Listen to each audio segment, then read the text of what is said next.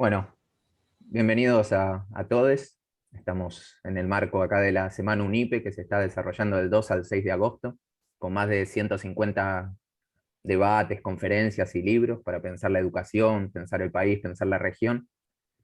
Y esta es puntualmente una mesa que pensamos desde el Departamento de Ciencias Sociales y Educación en articulación con la Maestría en Políticas Públicas Educativas, y bueno, que tiene el nombre de la educación en movimiento, aportes de los movimientos sociales para pensar las políticas públicas educativas.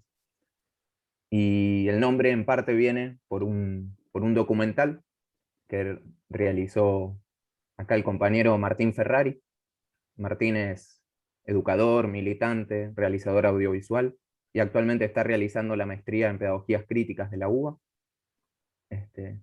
Y a su vez Martín hizo extensiva su invitación a un compañero que se está ahora conectando, se está terminando de conectar. Voy a esperar a que aparezca su cara, así la presentación. Bueno, no, por ahí no hace falta, ahí lo escucha. Pero bueno, que es Livio Palechor, que es coordinador pedagógico de la Universidad Autónoma Indígena Intercultural del CRIC. El CRIC es el Consejo Regional Indígena del Cauca. Y la idea con ellos es que podamos empezar a pensar en cuáles son estos posibles aportes, esas interpelaciones que generan los movimientos sociales con las políticas públicas educativas y con el Estado.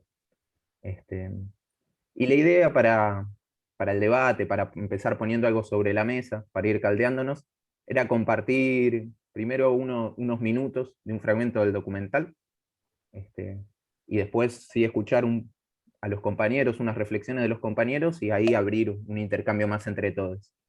Así que, si les parece, pasamos a la proyección. ¿Alguien tiene algún comentario, pregunta que quiera? Buenas, Nico. Solo sumo buenas a todos y a todas. Saludo también especialmente bueno, a los compañeros, compañeras de la UNIPE, a Livio, el coordinador pedagógico del CRIC. La verdad, agradecerle, Livio, que se pueda estar sumando desde allá. Sabemos que en Colombia son días, semanas, meses muy complicados, y las abrazamos y celebramos que pueda estar. Y como Nico decía, Nicolás, la propuesta en este primer momento es poder ver un fragmento del documental La Educación en Movimiento. Es la Univol Casimiro Huanca en Bolivia, es una de las 3 universidades creadas en el 2008-2009, y particularmente los y las invitamos a que puedan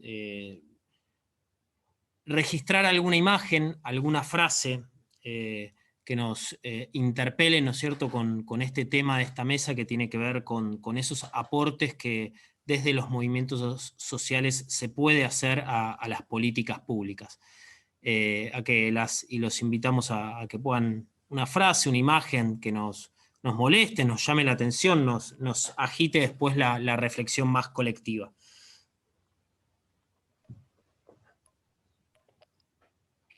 Buenísimo.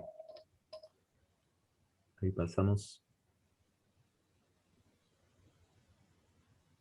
Va, por las dudas, igual chequemos. Livio, ¿se está escuchando bien? ¿Nos ves? Perfectamente. Buenas tardes. Buenísimo. Buenas tardes y muchas gracias por honrarnos con tu presencia.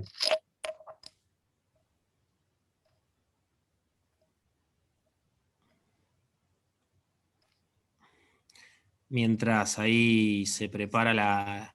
Ahí está, ya estamos.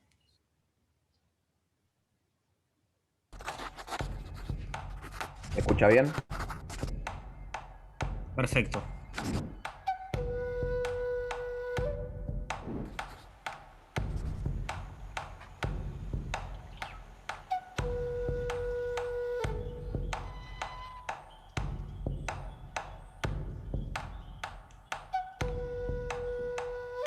Nogaipata Sotiquesan, Milton Contreras Orellana. Noga que Bolivia Suyumante Cani, Cochabamba. Cuando yo me estaba formando en la universidad, siempre trataron de que la lengua quechua, la cultura quechua, los indígenas, los quechuas, los hijos de los campesinos no tienen que estar en este ámbito de educación superior. Sucre ha sido una de las ciudades peores en racismo, ¿no? Te escupían cuando eras de Abarca, te pateaban cuando eras de Sombrero y nadie podía entrar siquiera a la plaza. Muchas veces parecía encabezando el rector y la universidad.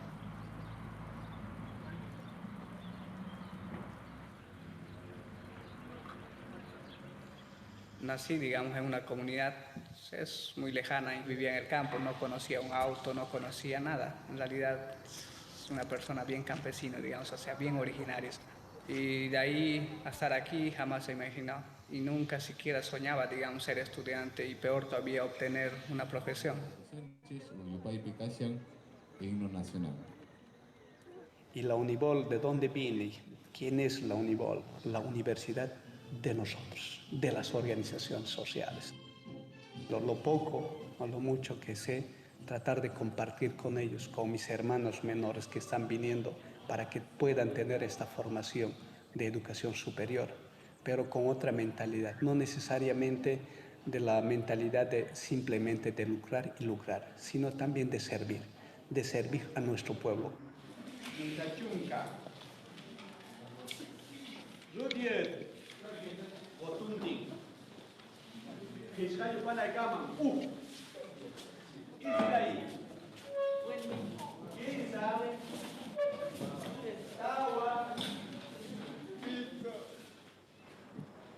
Agipincha yachachi no gaigu imasmari kunata adivinanzasta.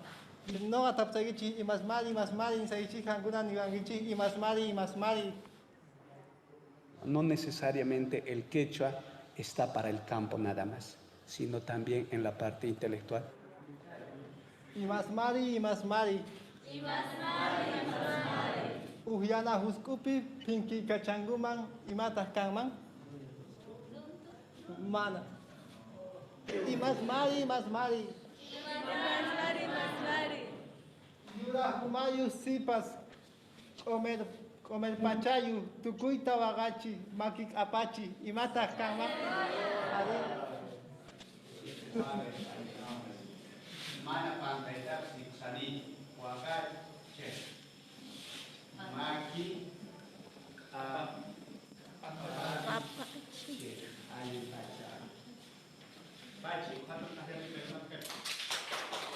Y lo que aprendí es que con los jóvenes que la educación es revolución. Y si formamos aquí en esta universidad soldados del proceso de cambio, intelectualmente capaces, competentes en todo sentido, pero también con un corazón, con un sentimiento de dónde son, sin olvidarse sus raíces, de dónde vienen, cómo han vivido y cómo nosotros, siendo profesionales ya, para poder atender a nuestros compañeros que están todavía viviendo en el área rural.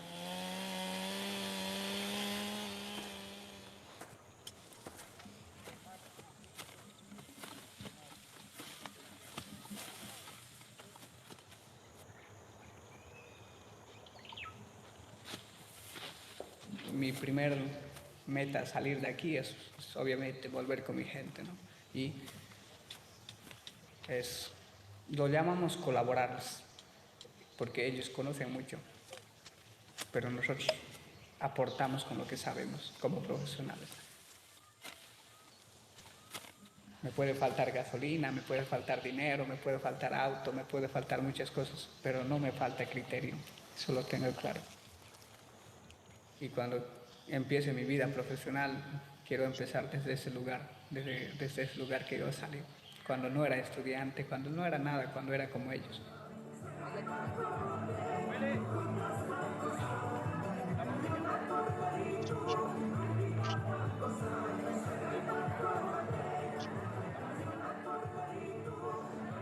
¡Ay, cadera de industria de alimentos! ¿Cuál es el objetivo de las universidades? La descolonización. La descolonización para desmontar las estructuras coloniales que todavía existen en las instituciones, sean entidades autónomas territoriales, me estoy hablando de gobernaciones, de municipios, pero también del aparato estatal, ¿no? Entonces, el objetivo de estos profesionales no es que se formen empleados de empresas, No es que se formen empleados de empresas transnacionales. No es que estos jóvenes tienen que formarse para volverse millonarios con su trabajo. Tienen que formarse con un pensamiento comunitario. Tenemos una malla curricular casi 99% colonial, aferrada en una educación fragmentaria, una educación parcelada, una educación que se divide por su física, por su química, por su biología, por su no sé qué, por todo este parcelamiento que el sistema comúnmente maneja, frente a una educación integral, holístico, comunitario. Lo espiritual no contempla esta malla. Sabemos que los de Abya-Yala, desde Alaska hasta Patagonia, somos profundamente espirituales. La espiritualidad no traspasa la malla actual de la Univol. La gran preocupación. Entonces, ese es el primer problema que tenemos. El segundo problema, no encontramos docentes, uno que otro. De 100% puedo decir que el 10% son quechuas, intentan hacer una educación nuestra. Pero después, el 90% son del sistema occidental colonial. Cada día, cada momento tenemos que estar debatiendo y peleando muchas veces para que esta universidad pueda ir por este camino, no por el otro. Vamos a convocar al director de la carrera de Industria de Alimentos, ingeniero Federico Melgarejo, que exprese las palabras de ese sentimiento a esta carrera que está de aniversario. La etiqueta o la parte de atrás de ver. Vamos a convocar a nuestro... Ahí está el Luis. Nada, una fuerza, luego. Maestro. No, todavía. ¿Qué argentino? Claro. Ya va a salir a nivel internacional. Chao. Chao.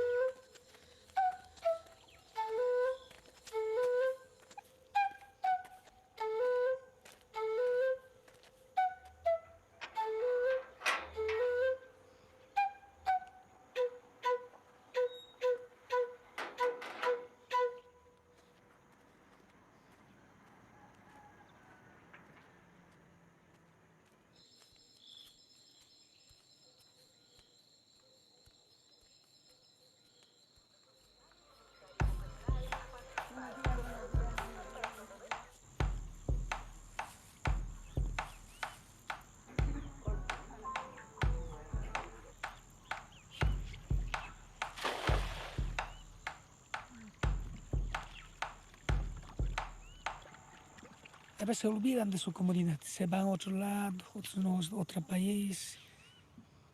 Estudiando esa carrera podrá ayudar a mi familia, a mi comunidad, a mi municipio, todo.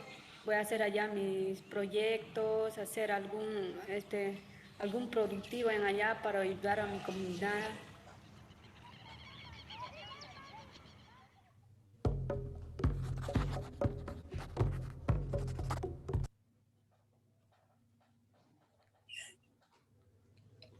Gracias, Nico. Bueno, las invitábamos a todos y a todas a poder detenernos en alguna imagen, en alguna frase, palabra que les haya llamado la atención para poder compartirlas y que eso también nos permita tanto a Livio como a mí también poder sumar algunas reflexiones e intervenciones y después, como Nicolás decía, un momento más de intercambio.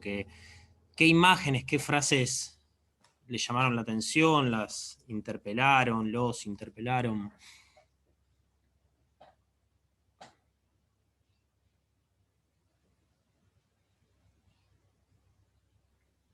Hola, buenas tardes.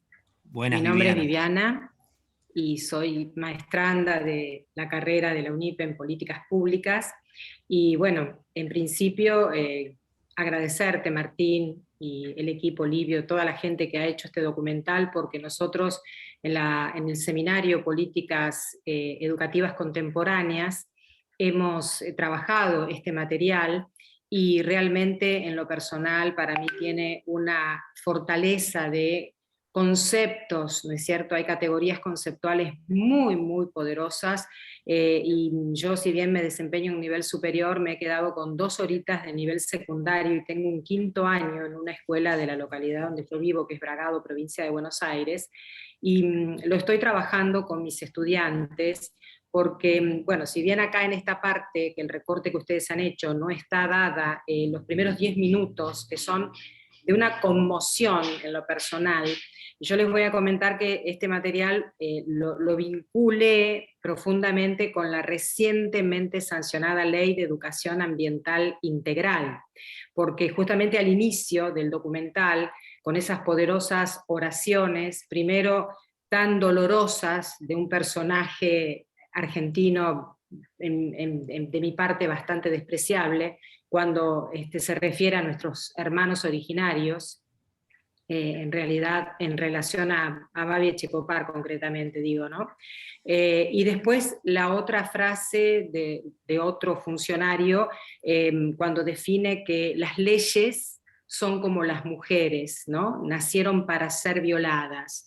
Verdaderamente esas expresiones, junto con la otra expresión en relación a la naturaleza, de un funcionario, creo que es peruano también o ecuatoriano, no recuerdo bien, cuando dice, nos dicen el agua o el oro, yo les digo el agua y el oro. Esas expresiones a mis estudiantes realmente los ha conmovido y los ha movilizado para poder hacer el análisis que estamos haciendo en relación a las problemáticas ambientales latinoamericanas y argentinas, que es uno de los contenidos prioritarios que tienen nuestros diseños curriculares en provincia de Buenos Aires, ¿no? Así que realmente agradezco profundamente, y bueno, voy a dar paso a mis compañeros para que puedan hacer el análisis del extracto que ustedes han pasado, ¿no? Pero es de un potencial este documental maravilloso y quiero felicitarlos. Gracias, Viviana, y me ayudás también que quería comentar algo del documental, y la verdad que celebro también todas las presencias que se van sumando. El documental fue un documental que hicimos 2015-2016, 45.000 kilómetros recorridos desde Buenos Aires hasta México, poniendo la cámara y el micrófono en aquellos movimientos sociales que vienen construyendo hace décadas escuelas, universidades. Entre ellos, una de las visitas fue en Colombia al Consejo Regional Indígena del Cauca, a una de sus experiencias, a una de sus escuelas que está en Vueltas de Patico, que está en el documental, y otra de las experiencias visitadas fue la Unibol, que bueno, recién terminamos de ver ese extracto. La Unibol, para que todos sepan, también es una de las universidades creadas en el marco del gobierno de Evo Morales, pero que viene de la mano de las organizaciones sociales, campesinas, sindicales, y que bueno, fue fuertemente golpeada por el golpe que hubo en Bolivia, y que inclusive se desarmó prácticamente toda su junta comunitaria de dirección, y ahora la pudieron retomar. Pero bueno, nos vamos ahora a las palabras, frases. Gracias, Viviana, también por retomar la introducción. Vean las que no la vieron. Esas frases resumen un poco la situación extractivista de nuestra Latinoamérica, la violencia machista, el racismo. Inclusive esta universidad nace luego de las experiencias racistas que se habían vivido en Sucre, donde a una comunidad fue violentada por estudiantes de una universidad encabezadas inclusive por el rector, ¿no es cierto? Digo, proponiendo que justamente esa gente, los indios, los de Huipala, las mujeres de polleras y trenza, no tenían que estar en la plaza del pueblo, y bueno, fueron golpeados, escupidos, se quemaron las huipalas. Luego de eso es que nacen estas universidades quechua, aymara y guaraní. Sin hablar más, frases, imágenes. Ahí si querés, también Luz está que levantó la mano, y Ana María San Martín pidió la palabra por el chat. Si quieren, vayan así usando esos mecanismos y vamos armando un poquito la lista de oradores. Bueno, gracias. Me sumo a los agradecimientos enormes y en particular a la presencia de Martín y de Livio. Yo con la frase que me quedo es con la educación es revolución. Y aprovecho para compartirles que el lunes en UNIPE tuvimos también el honor de compartir una mesa con Adolfo Pérez Esquivel, quien nos planteó, y lo quiero poner en vínculo porque está claramente en puro diálogo, nos planteó la educación como forma de rebelión cultural, justamente como una rebelión a la cultura de la dominación, ¿no? E hizo, creo, una metáfora que para mí fue muy potente, que es el peligro del monocultivo, y que en este contexto actual no solo no podemos pensar en el desarrollo que prefiere ser, Adolfo prefiere hablar de equilibrio, que es una palabra que en las lenguas originarias tienen valor, no existe la palabra desarrollo en las pruebas, por ejemplo, en la lengua maya, ¿no? Entonces él prefiere usar la palabra equilibrio, y decía, no podemos pensar en el equilibrio sin el cuidado del medio ambiente, y sobre eso tomaba la idea del monocultivo, y decía, el riesgo es que la educación también haga el mismo monocultivo de las mentes que hacen muchos medios de comunicación. Entonces, quería recuperar lo de Adolfo del lunes, y esta idea de educación es revolución. Gracias. Bueno, buenas tardes. Yo soy Ana María Fiondela, San Martín es mi lugar de residencia. Perdón. No, está bien. Yo soy jubilada docente, y además estoy cursando mi segunda carrera universitaria en licenciatura en Políticas Públicas y Gobierno de la UMED. La UMED es una universidad metropolitana de la educación y el trabajo, y bueno, a mí me enorgullece estar escuchando estas cosas, porque siento que me aporta una visión mucho más abierta sobre las distintas cuestiones que nosotros, como, si Dios quiere, algunos futuros funcionarios, podemos tomarlas y ponerlas en agenda y en cuestión. Sobre todo, yo me quedaba con la educación es revolución, y el sentimiento de pertenencia. El sentimiento de pertenencia, ¿no? Y cuando él hablaba de lo que era la UNIVOC, es una universidad de descolonización, pensamiento comunitario, integral y holístico, ¿no? Creo que si podemos llevar estas ideas a nuestros lugares de trabajo y de estar, me parece que ayudaría a, como él decía, a abrir las mentes de los docentes que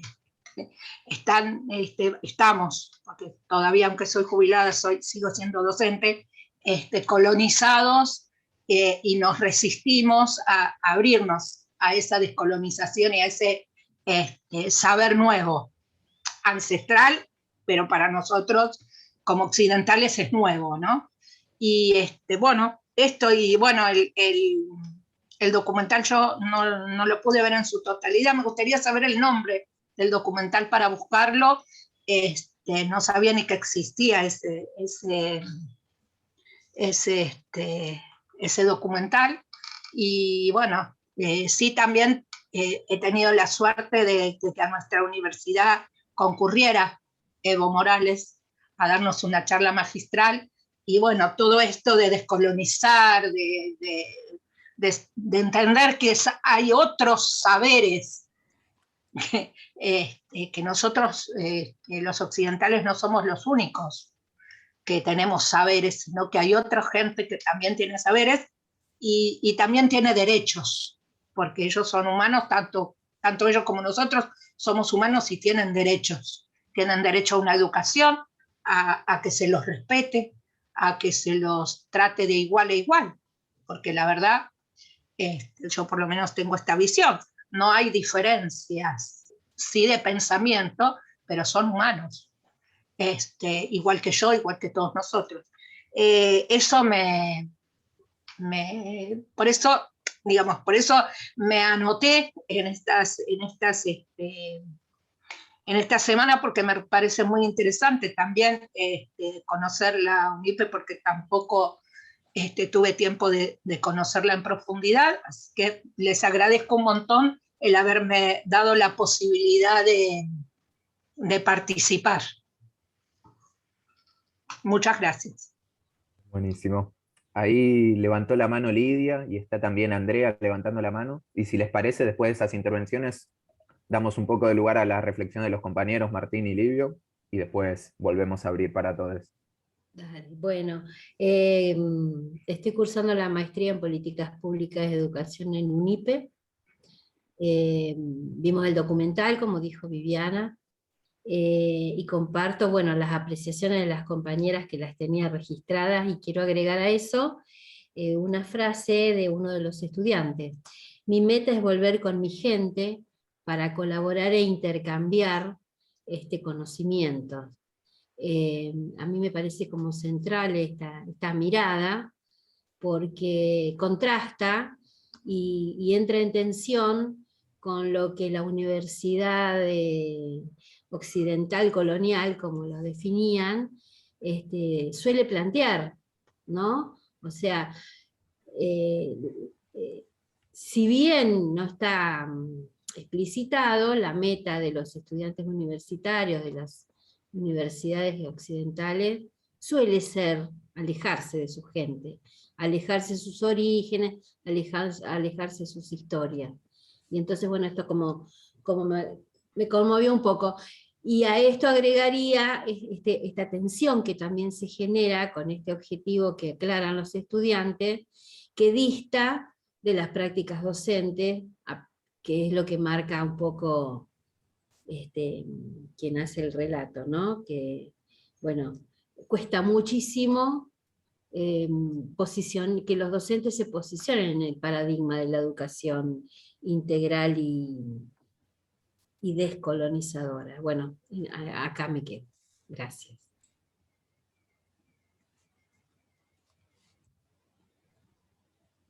Buenísimo, Hola, Lidia. ¿qué tal? Bueno, mi nombre es Andrea. Un poco como decía recién Lidia, me gustó como esa parte de pregunta o de tensión que traía quien contaba el trabajo en Unigol, de la dificultad de encontrar docentes, ¿no?, que puedan tener esta mirada y tener un trabajo que tenga que ver con esa línea.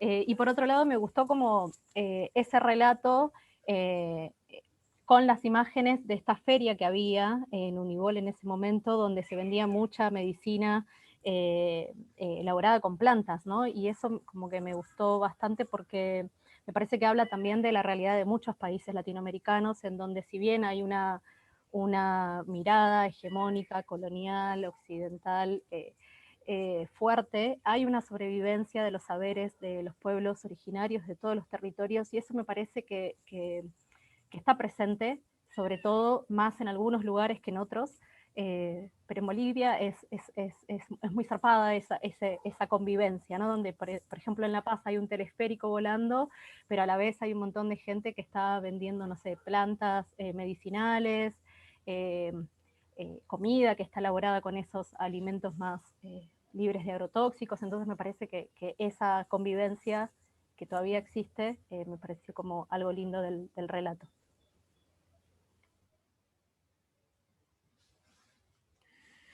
Bien, gracias Andrea. Creo, después ahí como Nico decía, volvemos a abrir el intercambio, algunas reflexiones para compartir en torno un poco al tema de la mesa, y que después también Livio nos va a ayudar a viajar a Colombia, a la experiencia del CRIC, y meternos también más a viva voz en esa experiencia.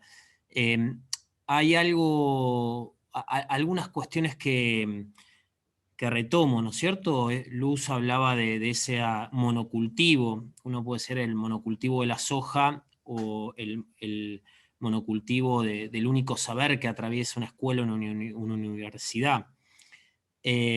Buenaventura Sousa Santos habla de la ecología de saberes. Andrea recién hablaba de cómo pueden convivir esos diferentes saberes. Bueno, acá estamos metiéndonos en una universidad donde hay una decisión política de que en una universidad intenten convivir, lo cual no es ni sencillo, ni fácil, ni todo color de rosa, ¿no es cierto? Digo, porque justamente la universidad es una de las instituciones coloniales en sí, o sea, no es una institución de los pueblos originarios, ni que haya nacido ahí. Entonces, ¿cómo esa universidad, que es parte de las políticas públicas de un gobierno, puede descolonizarse, puede problematizar ese sistema mundo capitalista, patriarcal, eurocentrista? Entonces, me parece clave que nos metimos con una experiencia que está intentando, en eso que Freire hablaba de esos inéditos viables, que se intentan acercar a eso que queremos y están en camino. Ahora, algunas cuestiones que quisiera remarcar, o sea, es una universidad que nace de la mano de los movimientos sociales que vienen luchando y resistiendo hace años, ¿no es cierto? Algunos inclusive dicen, nosotros venimos de hace 200 y pico de años de resistencia, o sea, la universidad se crea en el 2008-2009, pero tiene que ver con esa lucha de los movimientos sociales, indígenas, campesinos de Bolivia. Y me parece que acá hay algo clave desde los movimientos sociales, o sea, son experiencias educativas que se enmarcan en movimientos que están luchando. Si sacamos la experiencia de la Unibol y nos metemos en otras experiencias educativas de los movimientos sociales, esas escuelas, universidades no fueron nunca el punto de partida, nunca. O sea, nacen a posteriori de esos movimientos que se están organizando frente a una problemática, sea la tierra, sea el racismo, sea la violencia patriarcal y machista, sea, digo, la injusta posesión de la tierra. Pienso en el movimiento Sin Tierra de Brasil, ¿no es cierto?, que hoy tiene cientos de escuelas y espacios de formación. No es que sus espacios nacieron como un punto de partida, sino que van naciendo al calor de esa lucha y de una necesidad de formarse, de recuperar, y acá otro de los puntos que quiero hacer mención, su propia pedagogía. O sea, cómo al calor de esa lucha y de esa formación empiezan a problematizar las pedagogías conocidas, los saberes conocidos, y hacerse cargo de qué es lo que queremos enseñar y aprender. Acá lo vemos, inclusive su rector en ese momento, Mario Fuentes, plantea cómo ellos han construido una malla curricular, pero cuando aún en ese año la malla curricular era 90% colonial. Están intentando construir una malla curricular, o sea, una planificación, un diseño curricular, desde una perspectiva, desde una cosmovisión quechua, que inclusive si hoy entran a la Unibol pueden entrar a los materiales, porque es impresionante para los y las argentinas que estamos muy lejanos a poder que nuestras comunidades indígenas tengan experiencias educativas propiamente desde su historia, cultura, ¿no es cierto? A veces en Argentina hablamos de la interculturalidad y es una materia. Bueno, acá no, acá se piensa toda una cosmovisión que abrace y diseñe ese proyecto curricular, ese proyecto pedagógico y político. Entonces, una segunda cuestión de estos movimientos sociales y de esta experiencia educativa es que recrean sus propias pedagogías. Lo vimos en la Unibol, lo vamos a ver después, Livio nos va a ayudar a conocer qué es el sistema de educación propia del CRIC, la pedagogía de la tierra del MST. Una compañera pedagoga del MST nos decía en el momento en que visitábamos y filmábamos que ellos vieron una necesidad de crear su propia pedagogía frente a las escuelas que habrían de educación en contextos rurales, donde el diseño curricular era en función de esos sectores que avanzan con la frontera de la soja, que avanzan con el extractivismo. Entonces, ellos y ellas en el MST dijeron, nosotros necesitamos nuestra educación do campo. La educación do campo que defienda ese sujeto campesino, esa familia campesina, y no que la invite, obligue a irse a los márgenes de las ciudades y engordar las favelas, para abandonar el campo en función del agronegocio. Entonces, este segundo punto tiene que ver con la recreación, creación de sus propias pedagogías. Un tercer factor clave para pensar estas experiencias educativas de movimientos sociales es su anclaje territorial. O sea, el territorio, y ahí recupero, hay un filósofo argentino que a veces es un poco desconocido, que es Rodolfo Kusch, que tiene un texto hermoso, La geocultura del pensamiento latinoamericano, que habla de cómo el piso, el suelo nos moldea, ¿no es cierto? Uno dice, ¿pero qué? Sí, el piso. Yo puedo decir que haciendo esos 45.000 kilómetros hasta México, las comidas, las geografías, los aromas me fueron moldeando y no sería el mismo documental si no lo hubiese recorrido en camioneta. Ese territorio moldea estos movimientos sociales y moldean esa experiencia y esa propuesta pedagógica, esa escuela, esa universidad.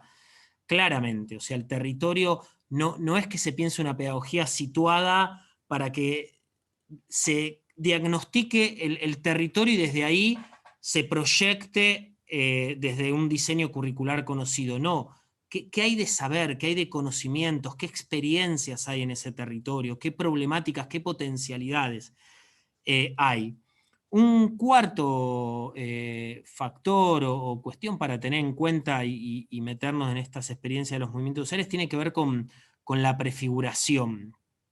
Una palabra que muchos conocimos después del 2001 en Argentina, en vinculación con los movimientos sociales. Bueno, están haciendo, o sea, frente a algunas izquierdas o movimientos de otras décadas donde declamativamente proponían un cambio, pero no lo hacían estos movimientos sociales, y en este caso estos movimientos, por ejemplo, indígenas en Bolivia, están practicando esa educación. La están intentando hacer. Están intentando descolonizar una universidad colonial. Lo están intentando. El quinto factor, y que a mí me descoloca mucho, y me descolocó en el caso de la Unibol, y me descolocó también en la UAIN del CRIC, hace un mes estuve allá compartiendo con Livio en la ronda de los espíritus, corregime después Livio si no es así, pero ellos tienen en su universidad un sector donde se cuidan las medicinas ancestrales, donde uno tiene un tiempo para frenar. Bueno, en la experiencia de Unibol vimos un ritual, una universidad pública. Había algo que se quemaba, incienso, gente que brindaba. Imagínense si en nuestras universidades sucediese eso. Casi que iríamos presos. Bueno, ahí hay un factor que es lo espiritual. Los movimientos sociales recuperan también algo propio de nuestra Latinoamérica profunda, que es la espiritualidad, que es de Latinoamérica y que es de nuestros pueblos, y que tiene que ver con que los rituales no sean algo meramente mecánico, sino que tenga que ver con una conexión con otros tiempos, con otras dimensiones que no necesariamente son las terrenales. ¿Bien? Bueno, hay un lugar, hay un tiempo para esa espiritualidad. Y celebran eso. El sexto punto que quería marcar, y para ir cerrando este momento, tiene que ver con la relativa autonomía. Muchas veces se problematiza a los movimientos sociales en relación con que son estructuras paraestatales, que no tienen vinculación con el Estado. Bueno, la mayoría de las experiencias que documentamos son experiencias que tienen un vínculo con el Estado. Ahora, sí se posicionan desde una relativa autonomía y de una reivindicación de su propio lugar en la construcción de proyectos pedagógicos. Y acá es algo que nos puede problematizar a nosotros y a nosotras en Argentina, porque valoramos, reivindicamos la educación pública, porque es una defensa y una lucha histórica de nuestro pueblo en Argentina, pero como también hay otros actores que pueden disputar o pueden contribuir a la construcción de proyectos educativos en el marco de una democracia. Bueno, en este caso los movimientos sociales tienen proyectos pedagógicos y políticos que construyen, y en algunos casos implica la disputa con el sistema estatal y con su hegemonía. ¿Bien? O sea, después nos lo contará Livio, cómo lograron que hoy tengan un sistema de educación propia, donde tengan una universidad y donde su propio justicia propia, economía propia, su propia, valga la redundancia, propuesta de investigación. Hoy es una disputa con los cánones universitarios. Por último, y volviendo a algo que Luz traía de Pérez Esquivel, y en torno a lo que nos propone esta mesa, que es ¿qué aporta todo esto a las políticas públicas? Yo creo que si Pérez Esquivel nos decía, donde le dijo rebelión cultural, si la educación no es rebelión cultural, yo creo que estas experiencias nos aportan, y en este contexto particular de pandemia, a pensar y a retomar el sentido de lo político de lo educativo. Porque cuando Pérez Esquivel nos dice la rebelión cultural, tiene que ver con que es un tiempo que estamos cayendo en nuevos tecnicismos, en una nueva tecnocracia educativa, donde, bueno, compartimos las herramientas virtuales, herramientas para atravesar la pandemia y poder seguir dando clase y mantener esa continuidad pedagógica, mientras está sucediendo una pandemia que lo que pone en jaque es la vida, pone en jaque el sistema mundo, pone en jaque qué educación queremos para qué sociedad. Entonces, me parece que es un aporte de estos movimientos sociales que vienen luchando, resistiendo, prefigurando esa educación, a recuperar el sentido político y a debatir qué educación queremos. La pandemia nos invita a eso. Se puede pasar en días y en meses en que todos volvamos a alguna aparente normalidad donde creamos que todo seguirá. Pero justamente es un momento donde propuestas, proyectos pedagógicos se nos imponen en los cuerpos, sin querer queriendo. ¿Cuánto tiempo le estamos dando a pensar, a problematizar lo que está sucediendo? A entender que las pandemias tienen que ver con lo que comemos, con ese monocultivo, que tiene que ver la pandemia con los estilos de hacinamiento en las ciudades que estamos viviendo. Pero para no irme en palabras y cerrar este momento y darle el lugar a Livio también para que nos haga viajar, Freire decía algo que la política tenía que ver con los sueños y con esta pregunta, ¿no es cierto? ¿Cuáles son nuestros sueños? ¿Qué sociedad soñamos?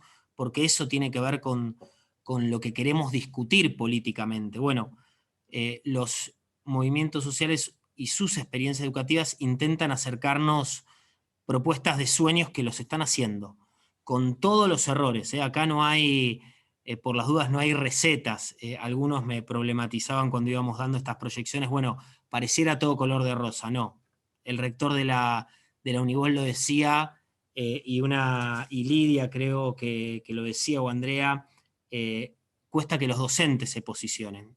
Una de las grandes tensiones que tuvieron en la Univol fue que los docentes no querían trabajar en quichua. ¿Bien? O sea, la universidad se crea para descolonizar y abordar la cosmovisión, la lengua, quichua, y creían que las tesis tenían que estar en castellano, en español. Livio, ¿vos estás por ahí?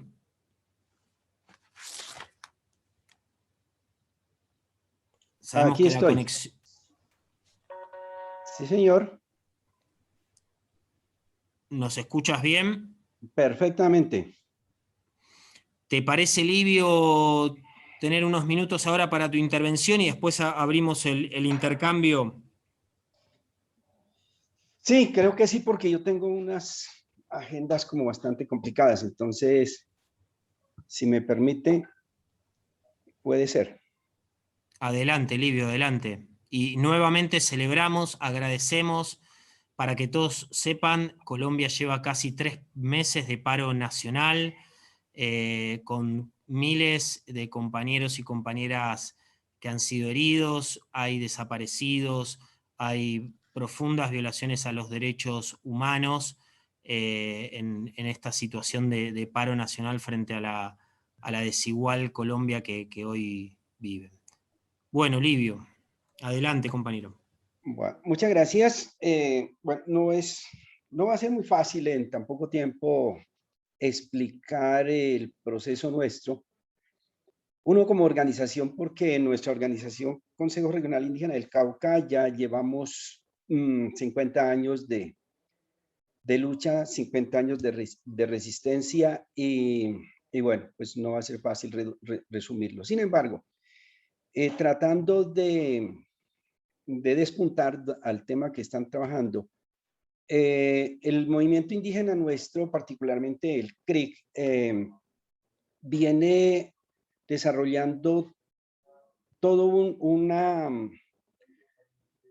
programación de lucha en un contexto de integralidad. Es decir, nosotros no hemos luchado solamente la tierra por tierra, ni el territorio por territorio, sino el territorio como una institución que implica la vida de nuestras gentes, la vida de nuestros pueblos. Entonces, por eso hemos trabajado en paralelo programas de educación propia, de salud propia, de producción propia, para efectos de hacer una consolidación de todos esos procesos en lo que en Colombia hemos dado en llamar los planes y proyectos de vida.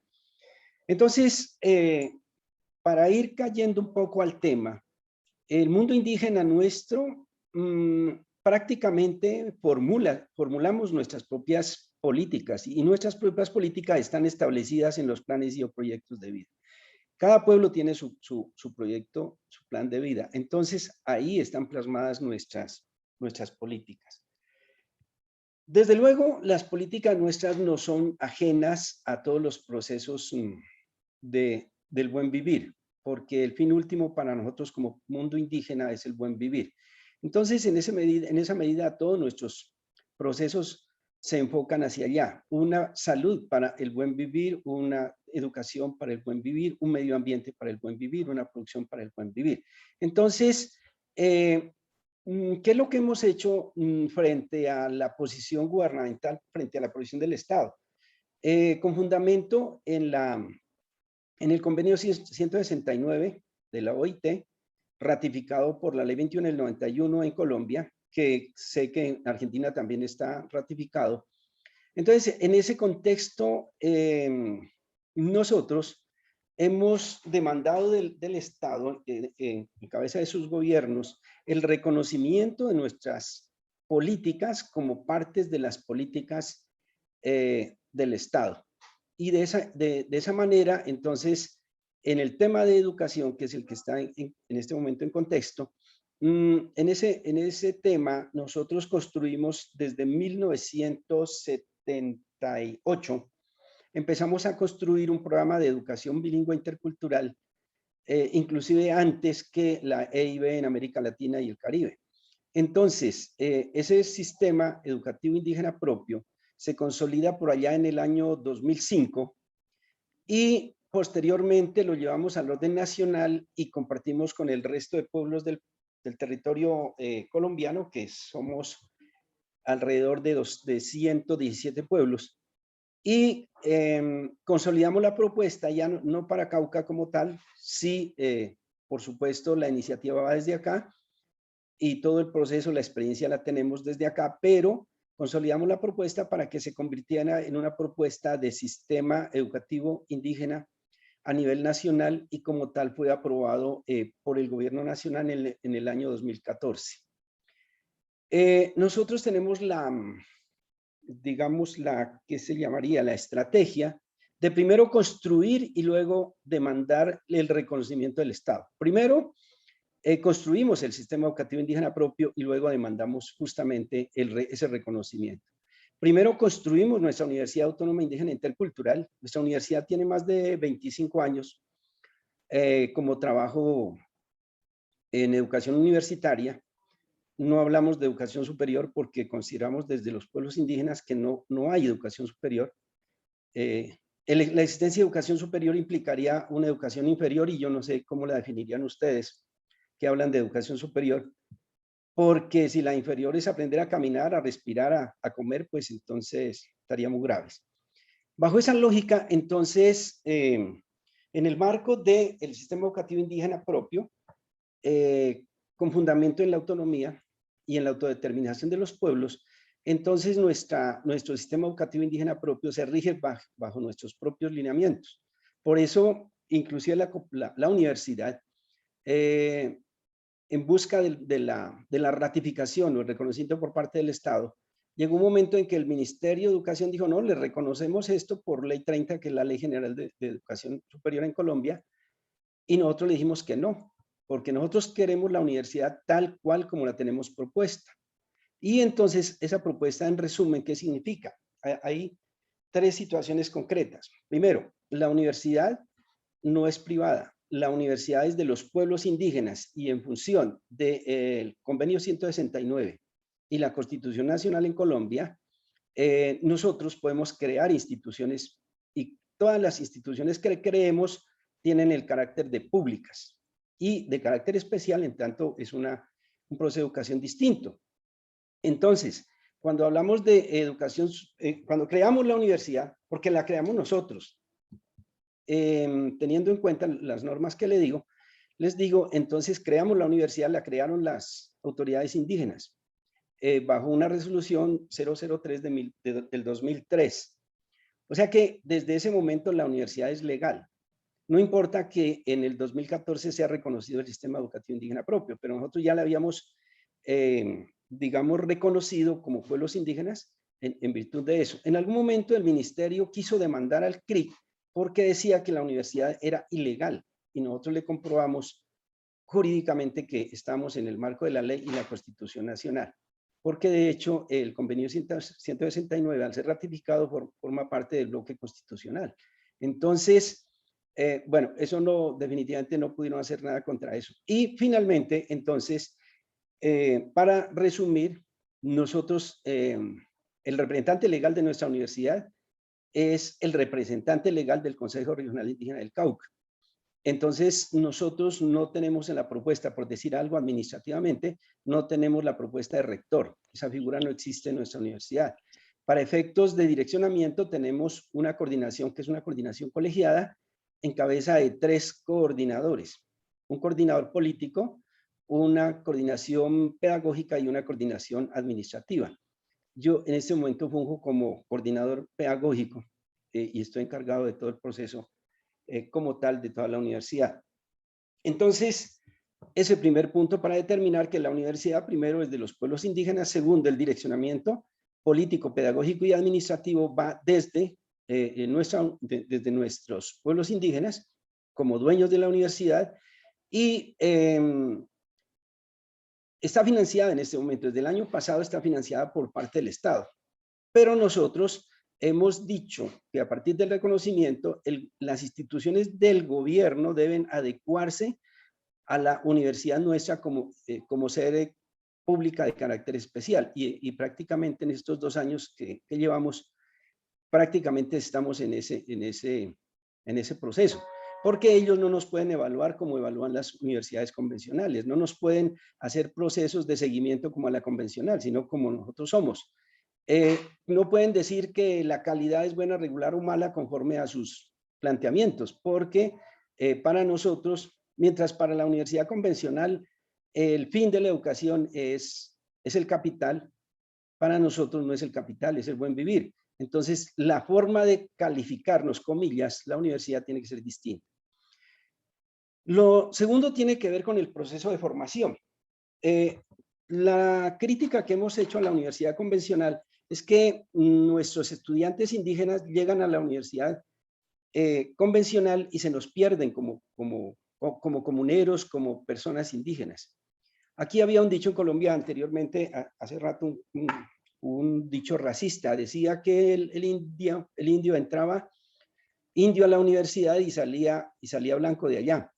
Entonces, justamente esa es la crítica que hemos hecho normalmente. Frente a eso, entonces nuestra universidad tiene un proceso de formación donde tenemos un encuentro pedagógico entre el orientador y el estudiante.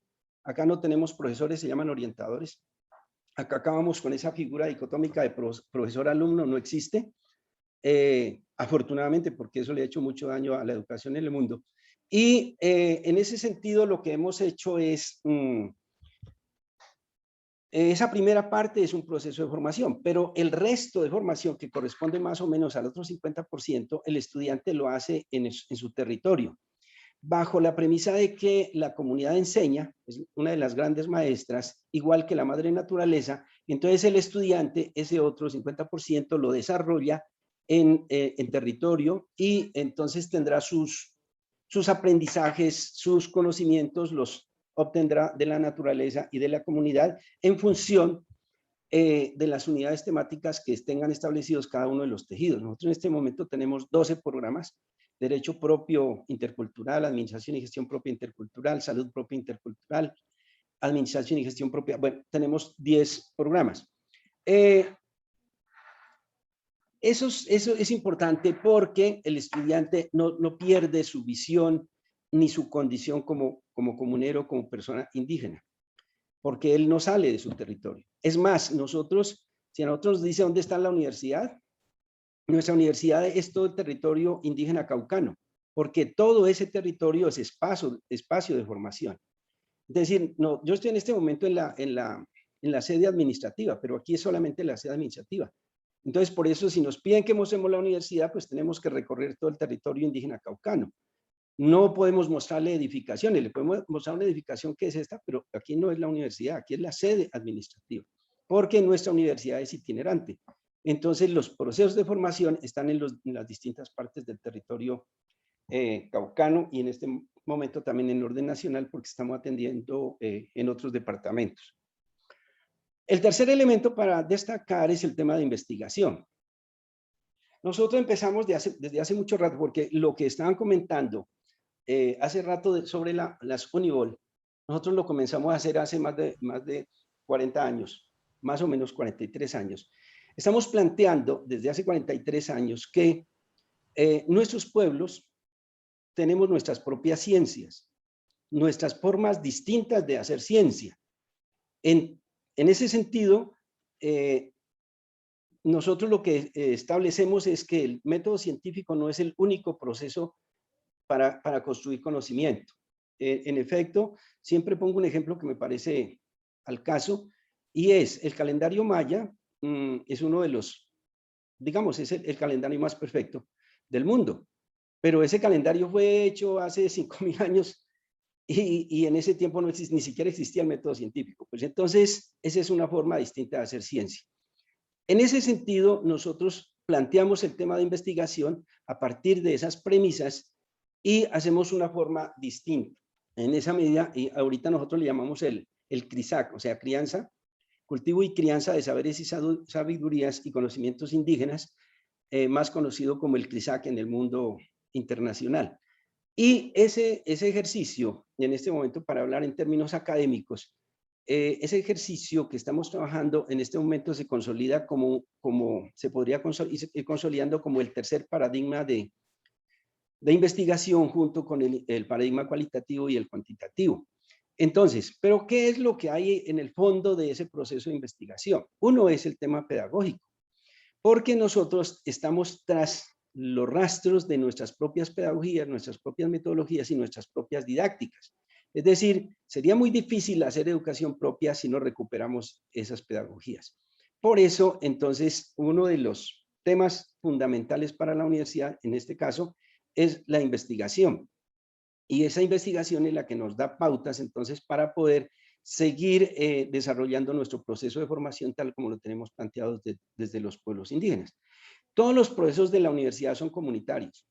Desde la propuesta de lo que llaman en Occidente una malla curricular, es comunitaria. Es decir, nosotros desarrollamos programas solicitados por las comunidades conforme a sus necesidades. No es que nosotros ni vendemos ni ofertamos programas, no, sino simplemente que las comunidades establecen sus necesidades a partir de los planes de vida y en función de eso se desarrollan estos programas.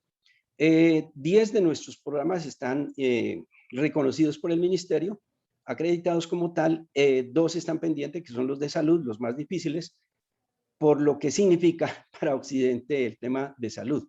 Pero quienes han venido aquí se han dado cuenta, por ejemplo, que, no sé si el compañero recuerda, pero cuando vinieron aquí nosotros no utilizamos tapaboca. tapabocas. No, ni siquiera en los eventos grandes de miles de personas lo utilizamos porque nosotros tenemos nuestras propias formas de hacer el control en salud. O sea que por eso mismo no tenemos esas dificultades. Yo quería dejar esos elementos sobre la mesa y yo sé que hay muchas cosas por hablar, pero pues lo dejo ahí para efectos de la discusión. Muchas gracias.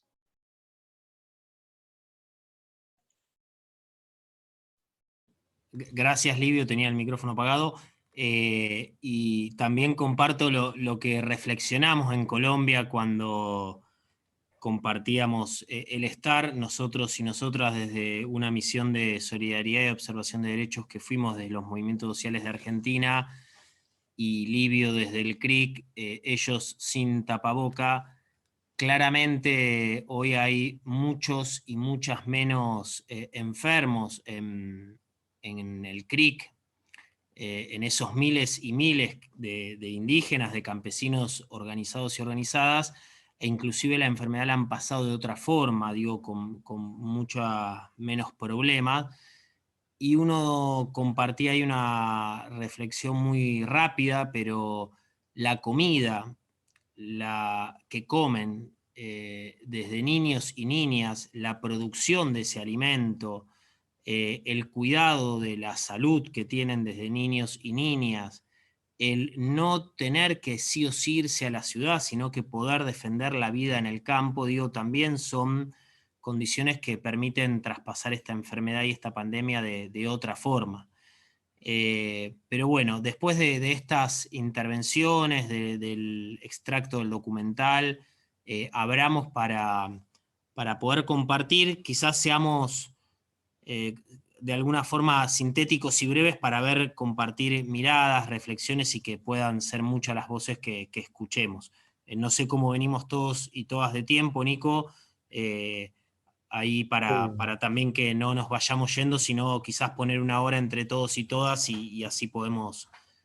Sí, si les parece, hacemos hasta las 16:30, ahí como para tener unos 15 minutos de intercambio y poder cerrar. Bárbaro. Así Livio también, si puede Livio, también estamos así para el cierre. Gracias, Nico.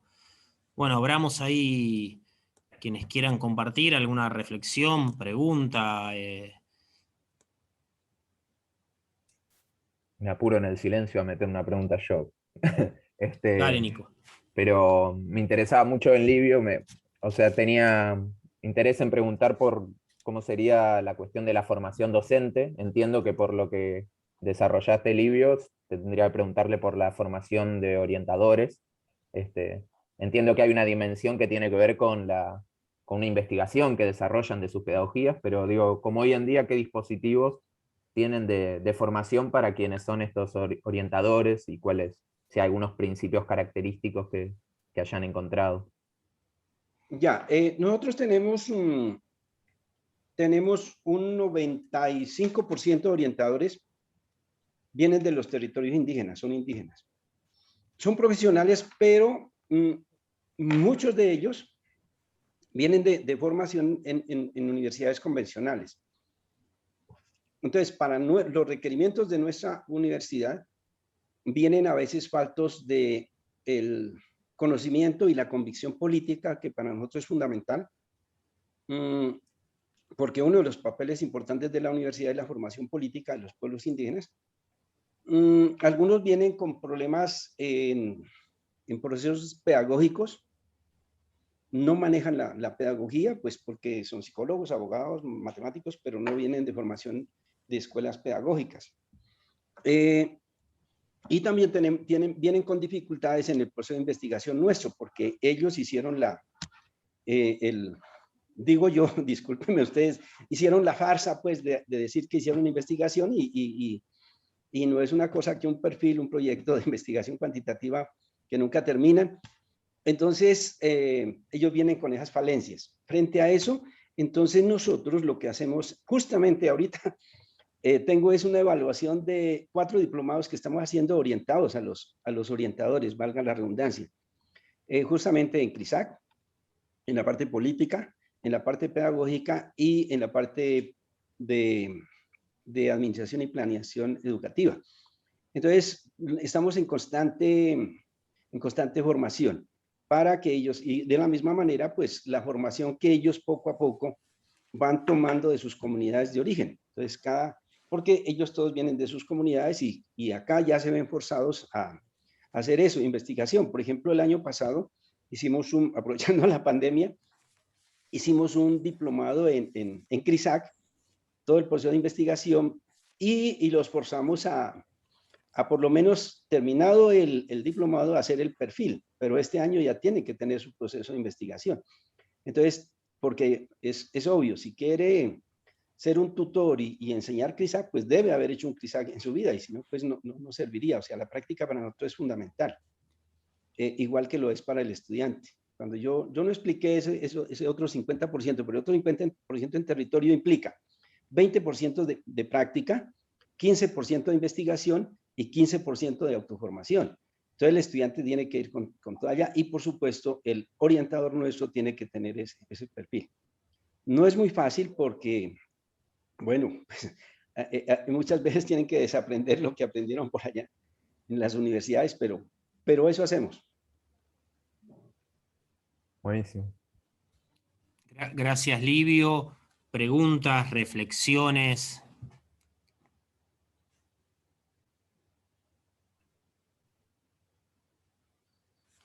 Ahí tenemos un comentario de Carolina.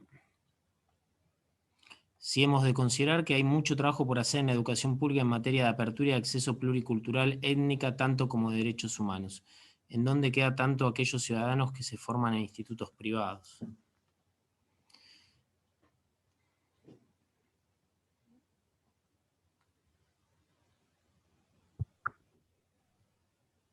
¿Querés, Carolina, desarrollar un poco la pregunta? Es más retórica. Ah, bien, bien. Por las dudas.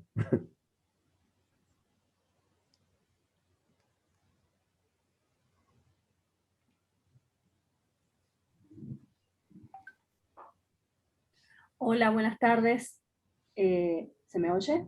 Sí, Carolina. Sí, soy bibliotecóloga de la provincia de Salta, capital. Actualmente estudio la licenciatura en Historia en la Universidad de Salta. Y mi pregunta va un poco dirigida a esta contemplación que hago observando a mis compañeros. A ver, yo tengo 44 años y tengo compañeros que son jóvenes y acaban de salir de muchos de institutos privados, colegios privados, donde todo esto que se está hablando es muy poco visto, o es visto muy por encima, es visto como una nota de color a duras penas, y los veo muy perdidos, honestamente, ¿sí? Yo creo que todos estos temas se pueden ver más en lo que tiene que ver con la educación pública, ¿sí? Donde todavía hay docentes que se animan a hablar de esto. Sin embargo, en las instituciones privadas, al menos acá en Salta, no hay tanto acceso a este tipo de... a ver, yo creo que hay todo un vocabulario que es desconocido para alguna gente, ¿sí? Y lamentablemente hay una brecha ahí a salvar, ¿no es cierto? Porque, como te digo, los chicos que salen de una... de algún... algo que tenga que ver de la educación pública. A ver, yo mi terciario lo hice en un instituto de educación pública, ¿sí? Y sobre la brecha digital y todo este tipo de cosas lo hemos hablado, ¿sí? Sobre cómo los bibliotecólogos, bibliotecarios, tenemos que abordar estos temas, los temas sobre, suponte, material bibliográfico en todos los idiomas, ¿sí? Y en lo posible nos animan a nosotros a que aprendamos idiomas, no solamente el quechua, el aymara, sino el lenguaje de señas, todo ese tipo hablando de inclusión. Sin embargo, como te digo, aquellos que salen de institutos privados es un poco como que miran de reojo, ¿sí? Entonces, estos chicos que se forman y a su vez tienen hijos que se crían de la misma, que se educan de la misma manera, siguen estando ajenos y un poco impermeables a a toda esta revolución que gracias a Dios veo de que con estas charlas que dan ustedes, con estos seminarios que dan ustedes, me alegro ver que somos varios los que tenemos la misma mirada. Muchas gracias. No sé, Carolina, si voy a poder responder semejante reflexión. Me quedo pensando en algo, que hay muchas instituciones que vacían el sentido político de la educación, sean privadas, públicas, profesorados, escuelas, universidades. Creo que los que creemos y reivindicamos ese sentido político del acto de educar, estemos en universidades, en profesorados, en escuelas, tenemos que ver cómo poner en la agenda el debate, el intercambio, tejer puentes. Yo creo que inclusive algo que en algún momento reflexionábamos en otras instancias de proyección del documental y de intercambio, es cómo se tejen puentes entre experiencias de gestión pública, estatal, con movimientos sociales, por ejemplo, con organizaciones que hay en Argentina. Digo, nuestra universidad, la UBA, por ejemplo, tiene experiencias de profesorados insertos en barrios populares. Podemos rastrear en otros lugares, no quiero simplemente nombrar a la UBA, pero cómo desde nuestras escuelas, universidades, tejemos puentes con esas organizaciones que plantean problemáticas y que también se están organizando y que también tienen propuestas, ¿no es cierto? No solo, muchas veces está esta mirada de que las organizaciones y movimientos solo tienen problemas. No, me parece que tanto desde el documental y tanto desde lo que ha dicho Livio, porque tiene mucho más para contar, hay un movimiento social en Colombia que tiene 50 años de experiencia, 43 años que vienen construyendo esto. O sea, ¿por qué no los convocamos a pensar justamente esos diseños curriculares que permitan que nuestros pueblos indígenas tengan verdaderamente el rol, el lugar que se merecen? Bueno, a veces justamente también hay que, en esta descolonización de nuestras instituciones, tienen que ver con salir de ese lugar de que el saber y lo válido en tanto para ser enseñado es lo que está ahí adentro. Bueno, ¿cómo podemos recorrer otros territorios, otros lugares donde hay saberes, donde hay experiencias que tienen que atravesarnos, las escuelas que tienen que atravesar nuestras aulas, nuestros profesorados, nuestras universidades? No sé si respondo, Carolina, lo que vos traías, reflexionabas, pero me hacías pensar eso y lo comento. Quedan los últimos minutos, me gustaría que alguna otra voz, también desde lo que nos haya molestado, también es valioso compartir a veces si algo de lo que se dijo, de algo de lo que vimos, molestó.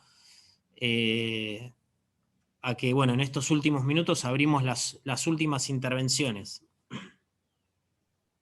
A ver ahí, Ana María. Levantaste la mano, ¿verdad? Sí. Bueno, a mí de lo que Livio contó, me desconstruyó la cabeza. Si se quiere, así en general, estoy como de construir la cabeza, pero lo agradezco y estoy feliz de que así haya sido. Y sobre todo, la propuesta de esta organización en particular, de primero construir y después demandar el reconocimiento, ¿no? Creo que ahí está puesta el sentido político de la educación, del acto de educar y de generar puentes, ¿no? No tener, la deconstrucción va, en nuestro caso, creo yo, en no tener miedo. No tener miedo, yo me lanzo. No tengo nada, no tengo ni este reconocimiento gubernamental, ni del Ministerio de Educación, en nuestro caso en Argentina, de nadie. Solamente tengo el pueblo que lo quiere y juntos lo construimos. Y después se verá. Esto de lanzarse a hacer antes de esperar el reconocimiento. Y claro, y el reconocimiento llega cuando ya toda la cosa está lista y no puede darse marcha atrás, ¿no? Como una cosa más, bueno, acá estamos, esto somos y esto queremos, no hay otra, ¿no? Y esto es tejer puentes, porque si yo primero me conecto con el barrio, con la necesidad de, bueno, tengo un galponcito chiquito, ¿no? Y así deben haber empezado estas organizaciones, con lugares chicos, y hasta llegar al reconocimiento. Si no tengo mal entendido, en un barrio popular de Capital, de Capital de la Argentina, en lo que nosotros llamamos Cava, hay una escuela que fue creada para las diversidades de género. Y yo siempre las cuestioné, ¿por qué se tienen que meter ahí, no van con los otros? Y ustedes, y todo esto que han dicho, me han hecho entender que no se pueden así, de cuajo meter, sino que ellos necesitan un espacio propio, un saber que recorra toda esta institución, y después ahí salir bueno, esto somos y esto queremos aprender. Agradezco un montón. Ya está. Ana, gracias a vos. No sé si todavía está Livio o tuvo que salir por las tareas que tenía el compañero. Me haces pensar también en los cientos de bachilleratos populares que hay en la Argentina, una experiencia educativa, digo, que lleva más de una década en nuestro país y que tiene que ver con eso que vos comentabas, ¿no es cierto? No solo nacieron porque a veces no llegaba el Estado, sino que hoy también van ensayando otras pedagogías, son espacios que están siendo reconocidos, que son parte de procesos de investigación de nuestras universidades, donde hay un sujeto que puede ser algo que en muchos bachis sucede, ¿no es cierto? Estudiantes que dicen, yo puedo ser, siendo villero, puedo ser, siendo trans, puedo ser. Bueno, problematiza a veces qué es lo que todavía tiene que suceder en nuestras escuelas de gestión estatal y pública, ¿no es cierto? Digo, porque soy docente, admiro y lucho por esa educación pública, pero también asumo que hay mucho por problematizar, mucho por recrear, por aprender. No todo está sabido y no todo está escrito ni dicho. Hay mucho por recrear y también tejer puentes con otros que también están ensayando otras pedagogías, otras formas que problematizan los espacios, lo edilicio. Pienso en la escuela técnica de la UNSAM, que me tocó trabajar durante un tiempo, una de las escuelas que se creó hace 6 años, donde se ha problematizado toda la cuestión de su diseño curricular y cómo el proyecto curricular se piensa con el barrio. Es una escuela que está construida en el CIAMSE, Camino del Buen Aire, pertenece a la Universidad de San Martín. Bueno, ¿cómo esa escuela piensa su diseño curricular? Bueno, ¿le da lugar a esos y esas vecinas? ¿Cómo? ¿De qué forma? ¿Alguna intervención? Y cerramos, se nos fue Livio, creo, una lástima.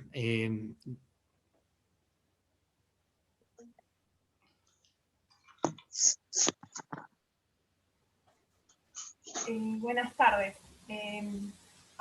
Soy Laura. Bueno, estoy tratando de pensar algunas cuestiones vinculadas a la sociología de la educación y en particular de lo que llamamos, de lo que sería el significante de la educación popular, ¿no? Porque hay muchas cosas adentro de ese significante, sobre todo si lo pensamos en perspectiva histórica. Una pregunta que me queda dando vueltas de todo lo que escuché y que se me terminó de armar después de la última intervención de Ana María, creo, ¿no? La pregunta sería, si antes de demandar la necesidad de ser parte de lo común, es necesario tener una existencia o una práctica alternativa a la que podría ser la del Estado, ¿no?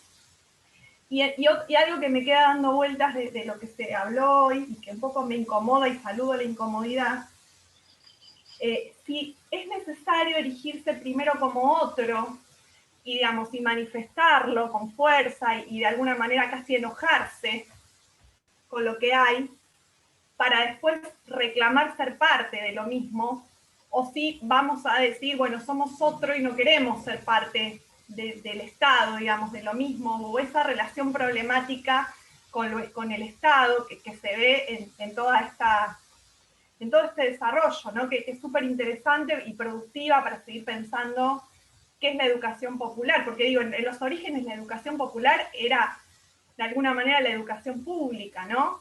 Y yo estaba rastreando que hasta los 80, hasta el advenimiento de la democracia, desde las distintas fuerzas políticas, se reclamaba educación popular. Y hoy la educación popular queda como a los márgenes y demandando ser parte, pero como con cierto enojo. Entonces la pregunta es, bueno, ¿cómo resolvemos esas tensiones, ¿no? Desde la historia, desde la actualidad. Eso. Gracias.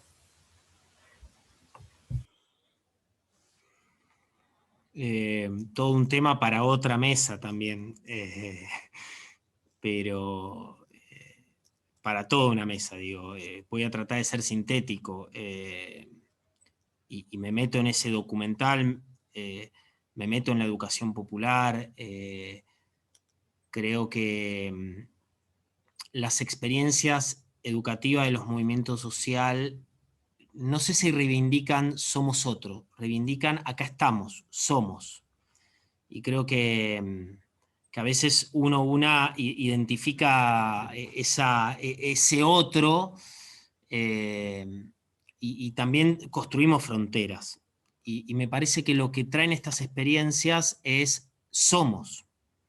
Y para ser quizás necesiten estos espacios de cierta autonomía.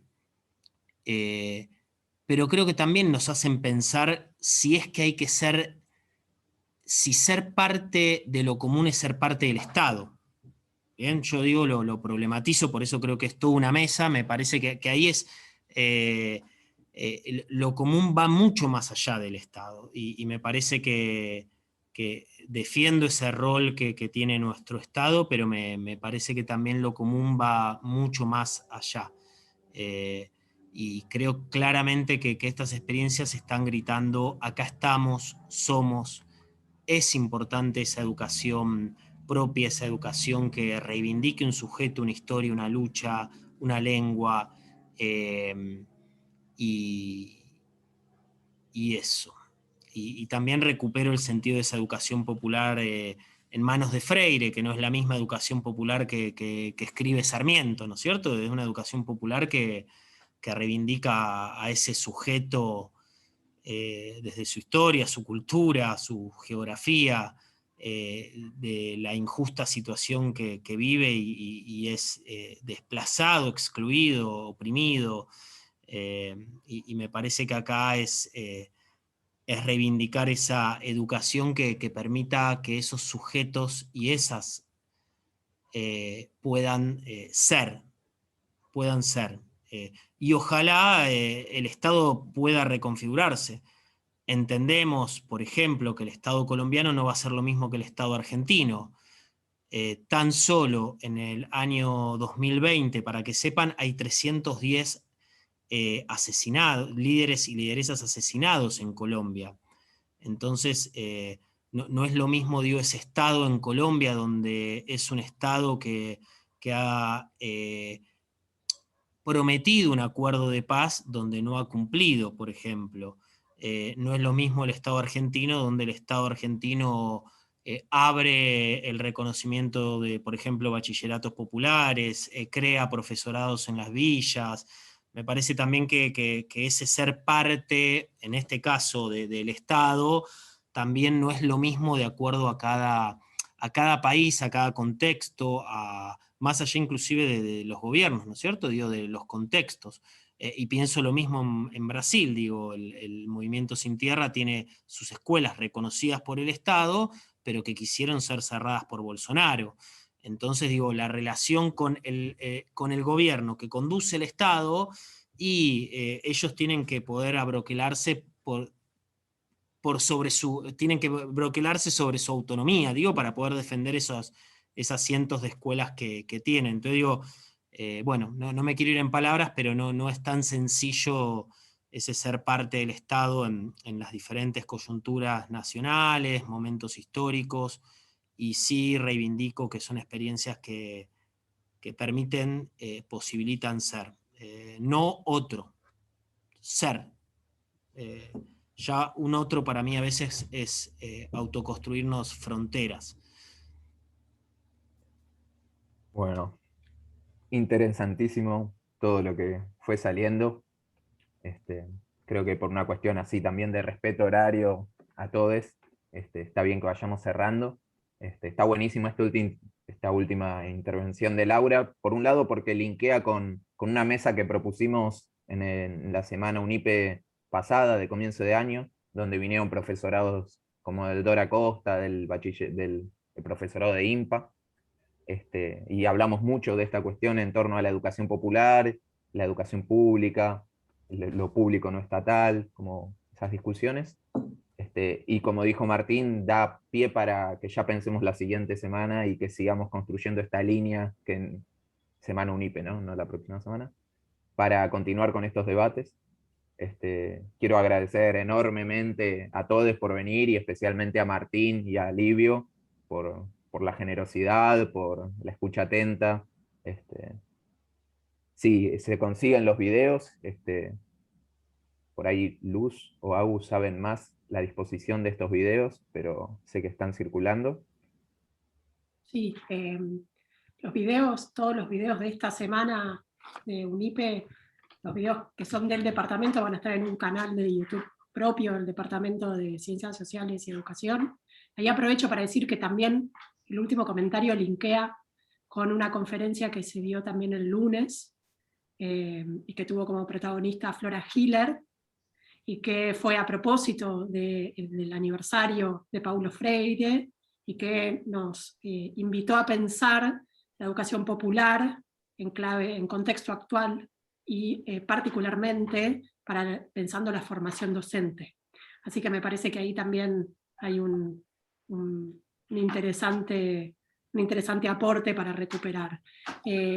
Se demora un poco la subida de esos videos, sobre todo porque una de las cuestiones que queremos trabajar es en las búsquedas. Entonces vamos a hacer unas categorías que nos permitan después recuperar todos estos aportes de estas más de 150 mesas de una manera más ágil.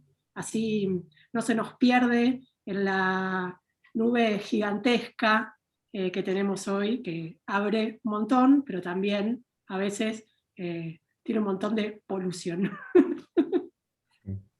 Claro, nos ahoga la marea, muchas veces buscarlo, ¿no? Termina siendo un desafío. Gracias, gracias, gracias.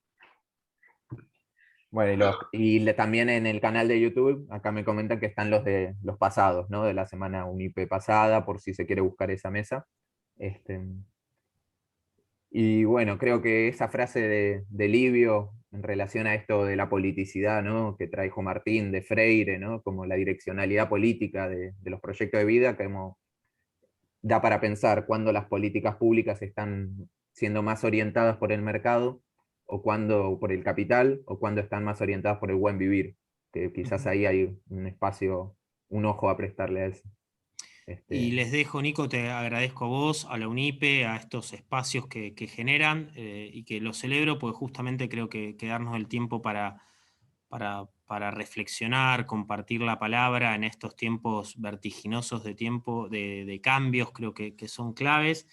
El documental está, creo que lo pasaste ahí, el link, había alguien que no lo había podido ver. Úsenlo, recórtenlo, critíquenlo, y es clave también. El documental fue una experiencia de sistematización.